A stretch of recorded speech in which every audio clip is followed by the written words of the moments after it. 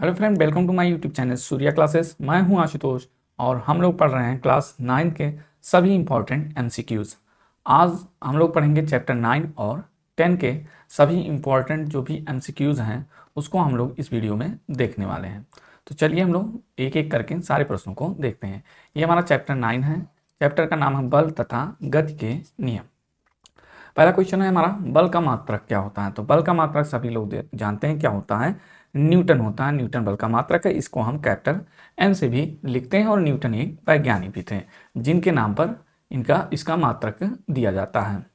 Second question हमारे पास है, सभी वस्तुएं अपनी अवस्था में परिवर्तन का विरोध करती हैं, यह गुण क्या कहलाता है। ठीक है, सभी वस्तुएं, कोई भी वस्तु है अगर स्थिर अवस्था में रहती है तो वो स्थिर अवस्था में ही रहना चाहती है, और अगर गति की अवस्था में है तो वो गति की ही अवस्था में रहना चाहती है जब तक कि उसमें कोई बाह्य बल कार्य ना करे। यानी सभी वस्तुएं क्या है, अपनी अवस्था परिवर्तन का विरोध करती हैं। ये नियम क्या कहलाता है, तो ये नियम कहलाता है जड़त्व का नियम है। इस नियम को क्या कहते हैं, law of inertia. Law of inertia, ठीक है, इसको कहते हैं जड़त्व का नियम। ठीक, नेक्स्ट क्वेश्चन पे चलते हैं, क्वेश्चन नंबर 3। ये भी बढ़िया क्वेश्चन है। ऐसे सारे क्वेश्चंस के अब ट्रेंड चल रहा है, ऐसे सारे क्वेश्चन पूछे जा रहे हैं कारण वाले या एक से अधिक वाक्य जिसमें सही हो। निम्नलिखित वाक्यों को पढ़कर सही विकल्प का चयन करना है। कर लेते हैं भाई। पहला विकल्प है, प्रत्येक क्रिया के समान एवं विपरीत प्रतिक्रिया होती है। ये बात सही है। इसे हम कहते हैं क्रिया प्रतिक्रिया का नियम। क्रिया प्रतिक्रिया का नियम। और कमेंट बॉक्स में आप लोग लिख के बताइए ये कौन सा नियम है। मतलब 3 नियम दिए थे न्यूटन ने, ये पहला नंबर का है, दूसरा नंबर का है या तीसरा नंबर का है। दूसरा क्या कह रहा है, घर्षण बल सदैव वस्तु के गति का प्रतिरोध करता है या विरोध करता है। तो जो घर्षण बल होता है वो हमेशा वस्तु की गति का विरोध करता है। ये भी बात क्या है, सही है। यानी सही ऑप्शन क्या हो जाएगा, हमारे दोनों आ और बा दोनों क्या है, सही है। बिल्कुल ये दोनों कथन सही है। अगला क्वेश्चन है, ये भी बढ़िया क्वेश्चन। 2 किग्रा द्रव्यमान वाली वस्तु को 5 मीटर पर सेकंड की दर से त्वरित करने में, ठीक है, कितने बल की आवश्यकता होती है। तो चूंकि आप जानते हैं F इक्वल टू क्या होता है, m इंटू ए, ठीक है, जहां यह बल m द्रव्यमान और ये त्वरण है। बल कितना दिया गया है आपका, ये त्वरण दिया गया है। बल आपसे पूछा जा रहा है, द्रव्यमान है 2 kg और त्वरण है 5 मीटर पर सेकंड। तो 2 पंचे 10 किग्रा मीटर पर सेकंड होगा और इसी को न्यूटन भी कहते हैं। तो ये आपका क्या हो जाएगा, ऑप्शन नंबर सेकंड सही जवाब हो जाएगा। नेक्स्ट क्वेश्चन है 5वां। देखिए ये भी बढ़िया क्वेश्चन है। क्या कह रहा है, बल F द्रव्यमान m और त्वरण a में क्या संबंध होता है। तो अभी हमने लिखा था F इक्वल टू क्या होता है, m इंटू ए। अब देखिए कहाँ लिखा, ये पहला जो ऑप्शन है F इक्वल टू ए में, ये बिल्कुल क्या हो गया, सही आंसर हो गया। नेक्स्ट क्वेश्चन हमारा क्वेश्चन नंबर 6, ठीक है। किसी असंतुलित बल, यहाँ देखिए क्या है, असंतुलित बल है। किसी असंतुलित बल द्वारा किसी पिंड में जो उत्पन्न त्वरण होगा वो कैसा होगा, क्या बल के व्युत्क्रमानुपाती होगा या बल के अनुक्रमानुपाती होगा, बल के प्रभाव से स्वतंत्र होगा या शून्य होगा। तो देखिए जब असंतुलित बल लगेगा तो वस्तु किसी न किसी और विस्थापित होगी, यानी उसका जो वेलोसिटी है वो चेंज होगा। बल का मान बढ़ाने पर क्या होगा, वेलोसिटी बढ़ेगी। अब वेलोसिटी बढ़ रही है, दैट मीन्स कि वहाँ पर त्वरण जो है वो पॉजिटिव त्वरण है। ठीक, तो अगर बल बढ़ाएंगे तो वेलोसिटी बढ़ेगी यानी त्वरण बढ़ेगी। तो त्वरण असंतुलित बल में पिंड द्वारा लगाया गया बल और त्वरण दोनों कैसे होते हैं, अनुक्रमानुपाती होते हैं। यानी जितना अधिक बल आप लगाएंगे वस्तु की स्पीड उतनी ही बढ़ेगी, यानी बल के अनुक्रमानुपाती होता है। बढ़िया क्वेश्चन था, देख लीजिएगा। क्वेश्चन नंबर 7 क्या है, वस्तु की गति में त्वरण रहता है। बस जब वस्तु की गति में त्वरण रहता है तब क्या होता है, क्या इसकी चाल हमेशा बढ़ती है या इसका वेग हमेशा बढ़ता है या हमेशा पृथ्वी की ओर गिरती है या इसका वेग हमेशा घटता है। तो अगर वस्तु में त्वरण लग रहा है, ठीक है, तो क्या होगा, वस्तु की चाल क्या होगी, बढ़ेगी। वस्तु की क्या होगी, चाल बढ़ेगी, हमेशा बढ़ेगी। ठीक है,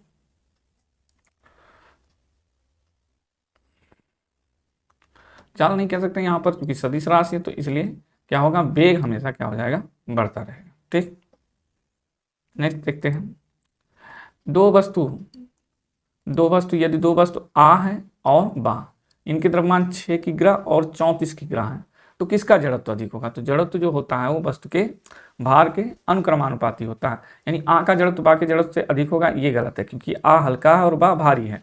बा का जड़त्व आ की जड़त्व से अधिक होगा। ये सेकंड वाला ऑप्शन बिल्कुल सही है, क्योंकि बा जो है वो ज़्यादा भारी है और आ क्या है, कम भारी है। बा को हिलाने के लिए हमें ज़्यादा बल की आवश्यकता पड़ेगी, यानी कि ज़्यादा जड़त्व है बा में। अगला क्वेश्चन चलते हैं, लोग देखते हैं क्वेश्चन नंबर 9। ये न्यूमेरिकल है। 30 न्यूटन का कोई बल 5 किग्रा द्रव्यमान की किसी वस्तु पर 2 सेकंड तक कार्य करता है। वस्तु में उत्पन्न त्वरण है। तो ये जो 2 सेकंड दिया है ये केवल आपको फंसाने के लिए दिया है। सीधी सी बात है, F इक्वल टू होता है हमारा m इंटू ए। ठीक, अब a बराबर क्या होगा, F अपान m हो जाएगा। F कितना है 30 न्यूटन, m कितना है 5 kg। ये त्वरण हो गया 5 छक्के 30, तो त्वरण का मान कितना हो गया 6 मीटर पर सेकेंड स्क्वायर। तो सही ऑप्शन कौन सा है आपका, चौथा जो ऑप्शन है वो बिल्कुल सही जवाब है। नेक्स्ट चलते हैं, संतुलित बल परिवर्तित करता है। संतुलित बल का मतलब क्या है कि ये अगर कोई वस्तु है तो जितना बल इधर से लगे उतना ही बल इधर से लगे, जितना बल इधर से लगे उतना ही बल इधर से लगे। तो इस स्थिति में वस्तु का जो स्थिति होगा क्या होगा, अपरिवर्तित होगा। संतुलित बल के प्रभाव में किसी भी वस्तु का स्थिति क्या होती है, अपरिवर्तित होता है। तो संतुलित बल परिवर्तित क्या करता है, गति तो होगी ही नहीं। जब गति नहीं होगी तो त्वरण होगा ही नहीं। हाँ, आकृति बदल सकती है, ये चारों तरफ से फोर्स लगाने पर इस वस्तु की आकृति बदल सकती है। ये वस्तु छोटा हो सकता है, ठीक है। अगर एक खोखली वस्तु है तो ये क्या हो जाएगी, छोटी हो जाएगी या टेढ़ी मेढ़ी हो जाएगी, तो आकार बदल सकता है, गति तो होगा ही नहीं, क्योंकि चारों तरफ से बैलेंस्ड है। और जब फोर्स बैलेंस्ड होते हैं तो वस्तु की स्थिति में कोई परिवर्तन नहीं होता। तो गति नहीं होगा तो गति नहीं है, तो त्वरण भी नहीं है, आकृति बदल सकती है। ठीक है, ये भी बढ़िया क्वेश्चन था। अब हम लोग चलते हैं चैप्टर नंबर 10 पर। 10 क्या है हमारा, गुरुत्वाकर्षण यानी ग्रेविटेशन। पहला क्वेश्चन है, दो पिंडों के बीच की दूरी 2 गुनी कर दी जाए तो उनके बीच लगने वाला गुरुत्वाकर्षण बल। जो गुरुत्वाकर्षण बल होता है F प्रोपोर्शनल होता है 1/r²। वैसे F बराबर क्या होता है, G(m)(m), यानी दो पिंड है, एक का m है कैपिटल और एक का स्मॉल m अपान r², ये फार्मूला होता है। अब यहाँ से अगर G(m)(m) कांस्टेंट है तो क्या होगा, F is proportional to 1/r²। अब देखिए F1/F2 करते हैं। पहले हमारा कितना था, 1/r था जिसका इसका, और दोबारा क्या कर दिया गया, बीच की दूरी 2 गुनी कर दी गई, यानी कैपिटल R के जगह पर 2 कैपिटल R कर दिया गया। क्या कर दिया गया, 2 कैपिटल R।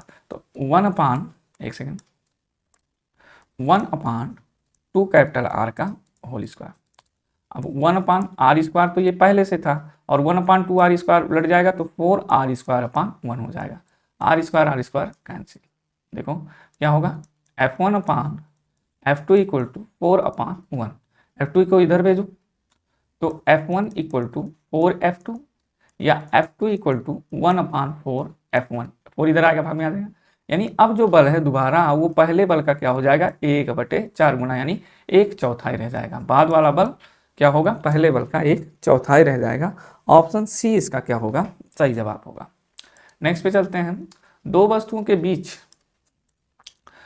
के बीच गुरुत्वाकर्षण बल किस बात पर निर्भर करता है। तो दो वस्तुओं के बीच जो गुरुत्वाकर्षण बल है वो क्या होता है, 1/r², यानी उनके दूरी के वर्ग के व्युत्क्रमानुपाती है। F जो प्रोपोर्शनल होता है वो पिंडों के द्रव्यमान के गुणनफल के क्या होता है, अनुक्रमानुपाती। और F जो होता है वो कैपिटल G कोई बात नहीं, क्योंकि वो क्या है, यूनिवर्सल कांस्टेंट है। तो F जो होता है गुरुत्वाकर्षण बल वो पिंडों के द्रव्यमान के गुणनफल के अनुक्रमानुपाती तथा उनके बीच की दूरी के वर्ग के व्युत्क्रमानुपाती है। तो किस पर निर्भर नहीं करता, ये पूछा जा रहा है। दूरी पर निर्भर करता है बिल्कुल, उनके द्रव्यमान के गुणनफल पर, ठीक है, उनके द्रव्यमानों के योग पर। तो द्रव्यमानों के योग पर वह निर्भर नहीं करता। गुरुत्वाकर्षण नियतांक पर तो निर्भर करता ही करता है। वैसे गुरुत्वाकर्षण नियतांक क्या होता है, फिक्स तो होता है, तो इसका कुछ यहाँ पर लेना देना नहीं है। तो यहाँ पर द्रव्यमानों का योग नहीं होगा बल्कि क्या होगा, गुणनफल होगा। ऑप्शन डी क्या है, सही जवाब। नेक्स्ट क्वेश्चन देखिए, क्वेश्चन नंबर 3 है, उत्प्लावन बल निर्भर करता है। तो उत्प्लावन बल होता क्या है, तो जब किसी हम पिंड को किसी द्रव में डुबाते हैं तो द्रव पिंड को ऊपर की ओर धकेलता है, और इसी बल को क्या कहते हैं, उत्प्लावन बल कहते हैं। तो उत्प्लावन जो बल होता है वो वस्तु के आयतन पर बिल्कुल निर्भर करता है, द्रव के घनत्व पर बिल्कुल निर्भर करता है, और वस्तु के घनत्व पर, तीनों पर निर्भर करता है। यानी ऑप्शन डी क्या हो जाएगा, सही हो जाएगा। घनत्व का एसआई मात्रक क्या होता है, तो घनत्व का एसआई मात्रक क्या होता है, किग्रा पर मीटर क्यूब। घनत्व का मतलब क्या होता है, इकाई आयतन में वस्तु की जो मात्रा है वही क्या कहलाती है, घनत्व कहलाती है। तो किग्रा पर मीटर क्यूब इसका क्या होगा, सही जवाब होगा। नेक्स्ट क्वेश्चन बढ़िया सवाल है, आपेक्षिक घनत्व क्या है। तो आपेक्षिक जो घनत्व होता है, आपेक्षिक घनत्व जो होता है वो क्या होता है, वस्तु का घनत्व वस्तु का घनत्व और बटे जल का घनत्व।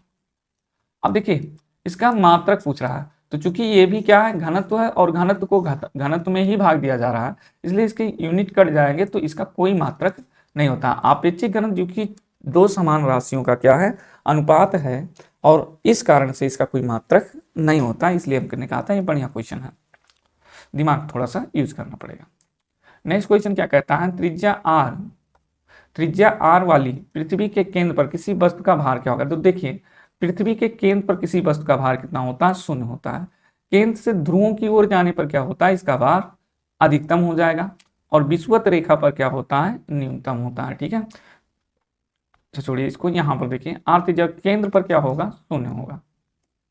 देखिए पृथ्वी के ऊपर आकाश के स्थिर रहने का क्या कारण है, तो पृथ्वी के ऊपर आकाश के स्थिर रहने का कारण क्या है, गुरुत्व यानी कि वह बल जिस बल के कारण पृथ्वी सभी वस्तुओं को अपने केंद्र की ओर खींचती है, वो क्या कहलाता है, गुरुत्व कहलाता है। ठीक, तो पृथ्वी के चारों ओर जो वायु की मोटी परतें हैं, गैसों की, विभिन्न गैसों की मोटी परतें, उसे ही वायुमंडल कहा जाता है। ठीक है, आकाश कहा गया। तो आकाश क्यों है, क्योंकि आकाश को भी पृथ्वी अपने केंद्र की ओर खींच रही है, नहीं तो गैसें हैं वो चली जाएंगी बाहर अगर गुरुत्व ना हो तो। ठीक, तो गुरुत्व इसका सही जवाब होगा। क्वेश्चन नंबर 8 देखिए, एक वस्तु का वायु में भार कितना है, 10 न्यूटन। इसे पूर्णतः पानी में डुबाया जाता है तो इसका भार कितना हो जाएगा, 8 न्यूटन। वस्तु द्वारा विस्थापित जल का भार, तो देखिए कोई भी वस्तु अपने भार के बराबर ही जल को विस्थापित करती है। आपने एक कहानी सुना होगा या जानते भी होंगे कि अगर हमारा कोई इरेगुलर शेप का वस्तु है और उसका हमें क्या निकालना है, घनत्व या आयतन निकालना होता है, तो उसको हम पानी में डुबा देते हैं। ठीक है, और जितना पानी निकलता है उसके डुबाने पर उसका हम आयतन ज्ञात कर लेते हैं। ठीक है, या भार ज्ञात कर लेते हैं, तो वही वस्तु का क्या हो जाता है, भार हो जाता है। तो यानी इस वस्तु का द्वारा विस्थापित जो जल का भार है वो वस्तु के भार में कमी के कारण है, और कमी कितनी हो रही है, 2 न्यूटन की कमी हो रही है, इसलिए इसका ऑप्शन ये क्या होगा, बिल्कुल सही जवाब होगा। गुरुत्वीय त्वरण का मान, ये भी बढ़िया सवाल है। तो गुरुत्वीय त्वरण का मान क्या होता है, क्या विषुवत रेखा और ध्रुवों पर समान होता है, नहीं। ध्रुवों पर न्यूनतम होता है, नहीं। ध्रुवों पर क्या होता है, अधिकतम होता है, मैक्सिमम होता है। ठीक, गुरुत्वीय त्वरण यानी कि जो ये स्मॉल जी है इसका मान ध्रुवों पर अधिकतम होता है, विषुवत रेखा पर न्यूनतम होता है। ये बात बिल्कुल सही है, विषुवत रेखा पर स्मॉल जी का मान क्या होता है, गुरुत्वीय त्वरण का मान न्यूनतम होता है, मिनिमम होता है। ठीक है, ध्रुवों से विषुवत रेखा की ओर क्रमशः बढ़ता जाता है, ये गलत है। ठीक, विषुवत रेखा से ध्रुवों की ओर बढ़ता जाता है, ये सही होगा, इसका अपोजिट सही होगा। तो सही ऑप्शन क्या है इसका, जो सी है वो बिल्कुल सही जवाब है। अगला देखिए क्वेश्चन, सार्वत्रिक गुरुत्वाकर्षण नियतांक जो जी है, ठीक है, तो आप लोग कमेंट बॉक्स में जी का मान बताएंगे कितना होता है। ठीक है, तो सार्वत्रिक गुरुत्वाकर्षण जी नियतांक जी का मात्रक क्या होता है, तो जी का मात्रक न्यूटन मीटर स्क्वायर प्रति किग्रा स्क्वायर होता है। ठीक है, अब देखिए यदि पृथ्वी का द्रव्यमान कैपिटल एम और त्रिज्या कैपिटल आर हो तो गुरुत्वीय त्वरण जी बराबर होगा। तो देखिए ऐसे हम लोग निकालते थे, माना एम द्रव्यमान की वस्तु, तो उस पर लगने वाला बल क्या होगा, एम जी, किसके बराबर होगा, g M small m upon r square, और यहाँ से एम कैंसिल हो जाता था, जी बराबर g M upon r square हमारा बचता था। तो g M upon r square यहाँ दिया गया है, और ऑप्शन बी क्या होगा, इसका सही जवाब होगा, B for ball. Question number 12 देखिए क्या कह रहा है, एक व्यक्ति का पृथ्वी पर भार 60 किग्रा है, चंद्रमा पर उसका भार क्या होगा। तो देखिए चूंकि जो चंद्रमा पर भार है वो पृथ्वी के भार का 1/6 गुना होता है। किसी वस्तु का भार चंद्रमा पर पृथ्वी के भार का क्या होता है, 1/6 गुना होता है। अब इस व्यक्ति का पृथ्वी पर 60 किग्रा है, तो चंद्रमा पर उसका भार क्या होगा, 60 किग्रा का 1/6, तो 6 दही 60। चंद्रमा पर वह केवल और केवल 10 किलो का रह जाएगा, 10 किलो उसका भार बताएगा, चंद्रमा पर रह नहीं जाएगा, रहेगा तो उतना ही। तो दोस्तों अब चैप्टर हमारा 11 और 12 और 13 3 चैप्टर बच रहे हैं, जिसको हम नेक्स्ट वीडियो में निपटा देंगे। और आपका सारे एमसीक्यूज जितने भी इंपॉर्टेंट थे वो लगभग मैंने 99% करवा दिए हैं। इससे अधिक एमसीक्यू आने की आपके एनुअल एग्जाम में कोई खास वजह नहीं बनती है। तो चलिए ठीक है, आप लोग भी अपनी तैयारी जारी रखिए, पढ़ाई करते रहें, मिलते हैं नेक्स्ट वीडियो में। तब तक अगर आप नए हैं इस चैनल पर तो चैनल को सब्सक्राइब कर सकते हैं।